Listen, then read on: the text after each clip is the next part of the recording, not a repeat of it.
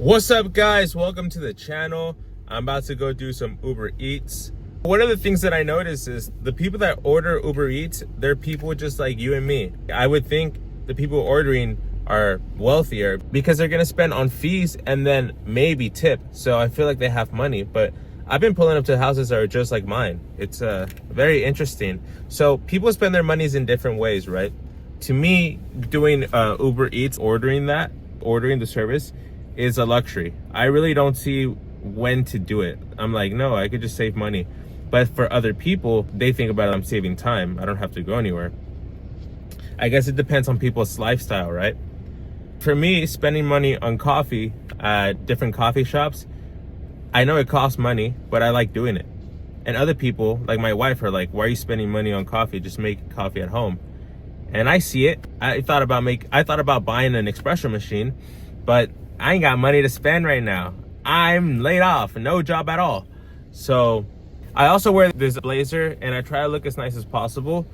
And I do think people are giving me better tips because of it.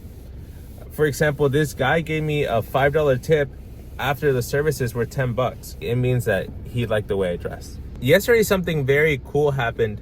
My old channel popped up on my feed. I had no idea how or why. It was a channel from 14 years ago. It was the Eric Montes channel, and it's videos of me when I was in middle school with my friend Sam, and my cousins are super young, my sister's super young, I look super young. And one of the things that I noticed is that, this is a very funny story. In the summer of, I think, freshman year, or the summer of sophomore year of high school, I wanted to become a YouTuber. So I said, you know what? I'm gonna do YouTube videos all year, and when I come back, I'm gonna have a lot of subscribers, and I'm gonna have a lot of clout, and people are gonna respect me in high school.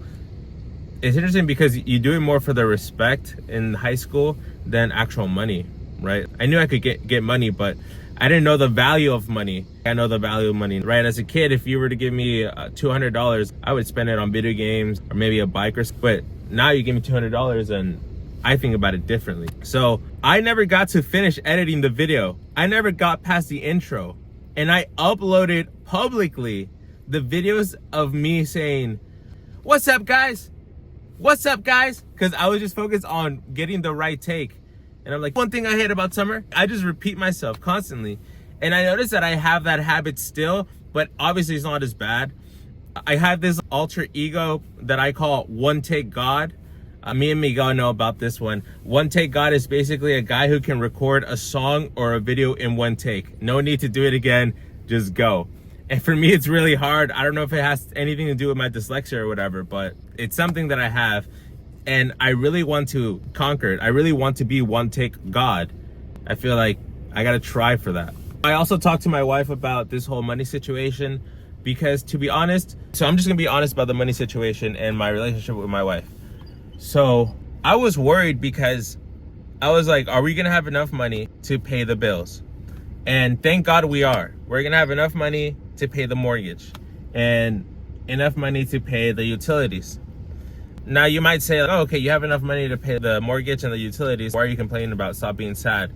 And I get that, but that money's gonna run out. Even if I don't find a job in 6 months, that money's gonna stop. And then what's gonna happen? And even then, we had all these plans. We were looking for couches because we don't have a couch. We have a really uncomfortable leather couch, fake leather, super small. So we just lay on the floor and we put blankets out. So we're like, we need a couch. We need to have this. And we went couch surfing to different stores, rooms to go, stores that are thrift shops, but higher end near at La Cantera at the Rim, getting something that's thrifted. We looked at going to Facebook Marketplace, and we were ready. We said, what? We paid off rooms to go for the mattress. Now we're gonna cancel the card. We're not gonna use it anymore. And we're gonna get a couch that is from Facebook Marketplace. And we're like, that's gonna save us so much money. We're gonna be able to go on a trip. We won't feel like we have to pay these bills. I'd be like, great, we'll get a half price couch. So that's like going to get a car. You can get a new car, or you can get a car that's used. And even a car that's like just off the lot, right? That's considered used, so it loses value, a couple thousand.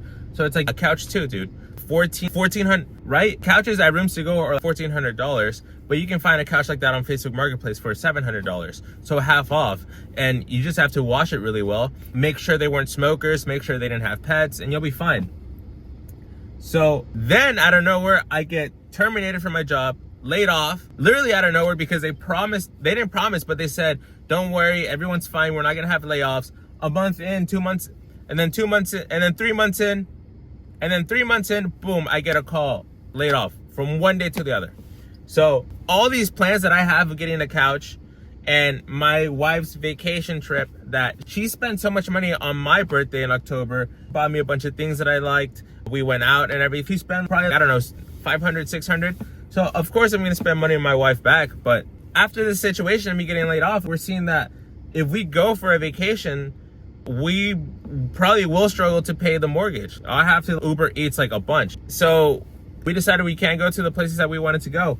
We wanted to go to Mexico City. It's out of our range now. Then we thought, okay, Puerto Rico, that's out of our range. We thought maybe New York, out of our range. You know, I wanted to go to one of these cool cities. It's gonna turn 27, and now we're just thinking, you know, just go to the beach like here in Texas. So, and it's not that bad, you know, that's a really nice vacation. I guess this is a time where I have to appreciate, you know, I have to appreciate the small things. Like, for some people, going to the beach in their local state is a nice vacation. Like, they can't afford that, you know, it's a luxury to be able to do that. For me, it's like a luxury being able to go to a different city, and I can't do that at the moment. So I just have to really be grateful for what I have, because like I into this mentality of like failure. I'm not that good. I'm not a YouTuber yet. Why am I depending on jobs? I'm gonna get a job that I don't like. I'm gonna get used to it. I'm gonna get older. I'm never gonna be able to succeed in this. I'm a failure. The people in high school were better than me. My classmates were better than me. You know, just start thinking like all things. And I realized that those are like those negative thought patterns. And I realized that could be a condition that I have where I need to go to therapy to do that. Like the whole classmate thing, I don't really think about my classmates anymore. I don't think about the high school, college, or middle school classmates like that term, or like comparing to them. I don't think about that. But I do have an internal confidence.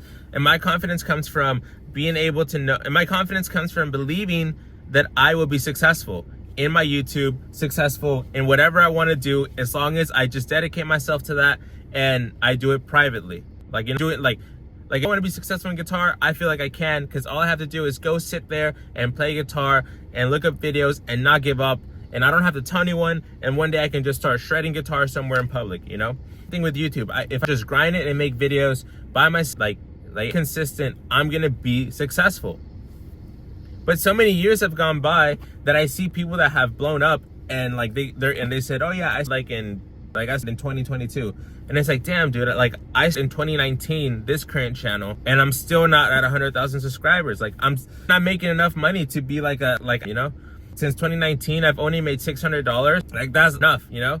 To be honest, like I had to share that with my friend Miguel on the videos that he's in, because he's helping me out on it, and like his idea to like start the channel, and we like named like it was his idea to start a podcast, and we named it together. Obviously, like I have more videos because I like, you know, I guess I like doing it more or whatever. But I do have to split it because I want to be fair, and people that know me know that I'm equal. But it's been enough money where we're like, oh, split it, because it's always like barely, and it's like, well, we already paid for all the services that we, and it's like, oh, we have, you know, barely $100, so we don't really split. So I have these internal thoughts that I have to fight with, and I talked to my wife today, and I really appreciated that she said, it's not like you have to work. That she said, it's okay if I don't go do the Uber Eats thing. Like, it's okay if I just stay home and apply jobs. It's okay if I just work on my videos. Like, you're gonna cover the mortgage, so you don't have to. Because sometimes she says, like, you make any money today? You know, I feel like, damn, like, you make any money today? It sounds, and it's true, right? I did not make any money today. Probably made like 20 cents YouTube, you know, if you want to count the revenue stream. But saying like you're not making any money today really like triggers. And I really don't want to do this Uber Eats thing, but I'm doing it. And she said, you know what, like today I have to Uber Eats for 11 hours in order for me to make as much money as I was making. Like I have to Uber Eats for 11 hours every day in order to make the amount of money that I was making in my job.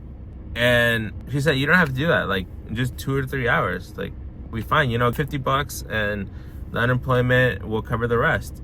And let that like, pressure off me. And I really want to learn how to be stronger, like mentally, a person, Like there's you can do, like I know you can do like cold showers. I know fasting helps too. I know just like reading like and about confidence and self-esteem helps. But whenever I get hit with that like this, like losing my job from one day to the other, it's interesting how my of coping with it have changed. Like the day during the exit interview or whatever, I was confident. I was like, oh, there's not much I can do, right? You want to send the laptop back?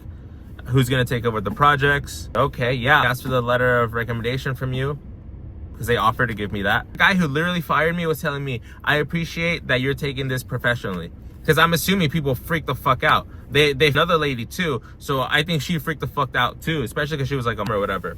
So I was confident the first day. I called my parents. I went for a walk. Like I was like in fucking let's go mode, you know, this YouTube shit.